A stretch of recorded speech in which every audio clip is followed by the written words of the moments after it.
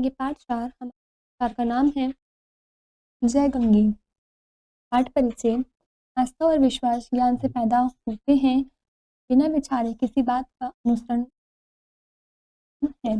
अंधविश्वासी व्यक्ति तर्कहीन होता है और कारण जाने बिना ही पर पहुंच जाता है। तो पाठ में ऐसी ही स्थिति का वर्णन है। शहर से कुछ हटकर एक बस्ती है।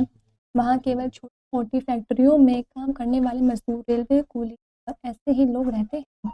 उनका अपना जीवन और मिला जुला एक समाज भगवान किसी पुराने राजा ने बनवाया। सब लोगों ने मिलकर यहाँ पुजारी रख लिया है। सुबह से ही मजबूत पेशा लोग यहाँ आने हैं और जल चढ़ाकर जिनके सुख की प्रार्थना करते हैं। एक दिन लोगों ने देखा बड़ी सुबह कि पुजारी जी शिवालय के पास जमीन पर बैठे कुछ मंत्र पढ़ रहे हैं। सबसे पहले संता की दृष्टि उन पर पड़ी। वह जंगल से लौट रहा था। पुजारी जी बाहर क्यों बैठे हैं देखने पास आया तो आश्चर्य से आंखें खुली रह गई। पुजारी जी बड़ी श्रद्धा से कभी कभी बीच में गंगा जी का नाम लेते, कभी गंगोत्री का तो कभी भागीरथी का।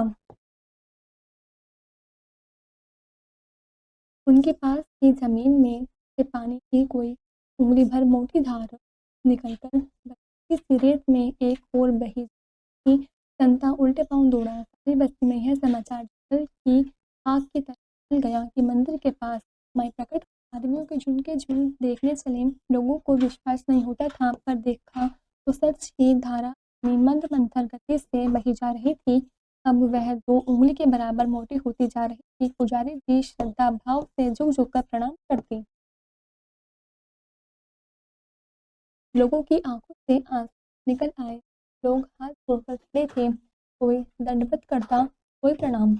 कुछ उसका जल लेने आगे बढ़े। तभी पुजारी जी ने आंखें खोली, बड़ी भक्ति से भारी बनाकर लोगों के पुण्य से हमारी सेवा भाग होकर भोले ने यहाँ गंगा है। बिना दान दक्षिणा पूजा के इन्हें सुना इन है हो गई तो पता नहीं धारण कर दुनिया को तहस नहस कर डालें या एकदम गायब हो जाएं, तो यह ठीक नहीं। आप लोग घरों को जाइए, अपनी अपनी श्रद्धा के अनुसार कुछ लाइए, तब आकर इनकी पूजा दंडवत कीजिए। लोगों की समझ में बात आ गई। घरों से दान की चीजें आने लगी। सबसे पहले स्नाग वाला एक बड़े लोटे में ताजा दूध लाया। पुजारी जी ने थोड़ा दूध उस धार में डाला, शेष मंदिर में भिजवा दिया। कृष्णा ने आंखों में खूब गंगाजल लगाया, ऊपर छिड़का और एक शीशी में भरकर ने मरते हुए बाप को शांत करने भी ले गया। अब उसका परलोक सुधर जाएगा। संता ने जाने कहाँ से एक टोकरी भरकर फूल ले आया। गले लगाकर वहीं बैठे दोनों बनाता, पैसे का फूल से भरा एक दोना देता और लोग ये दोने चली जा रही थी। पुजारी जी ने वहीं से उसे देखा तो तमाकर बोले, अरे तुम धर्म के स्थान पार करते, तुम्हारा हो जाएगा। लोगों पर पुजारी जी की जम गई थी। संता इस शाप से आप उठकर पैर पकड़कर बोला, महाराज आधा दान कर दूंगा। पुजारी जी मान गए। भीड़ बढ़ती जा रही थी। दुपट्टे, कपड़े, हल्की फुल्की चांदी की चीजें भी चढ़ावे में आने लगी थी। खाने पीने की चीजों की तो कोई गिनती ही नहीं थी। अपने परम प्रिय शिष्य मंगरू और में दुर्गा मिस्र को उन्होंने इस काम पर लगा दिया कि वे दोनों चढ़ावे में आने वाला सामान चुन चुनकर मंदिर में रख आए। थोड़ी दूर पर लोगों ने एक कुंड बना दिया। वही जमा हो रहा। भक्त वहां स्मरण करते, ईंटें डालते और रोते हुए कहते, कितना पवित्र पानी है, कैसा मीठा है। पुजारी जी की सेवा है, नहीं तो कलयुग में गंगा जी को प्रकट होते कभी सुना है। तो इन नास्तिकों के मुंह में निकलक गई। पुजारी जी घमंड से तनने जा रहे थे। उनके चेहरे पर सचमुच तेज आ गया था। खबर बस्ती के एक एक बच्चे के कानों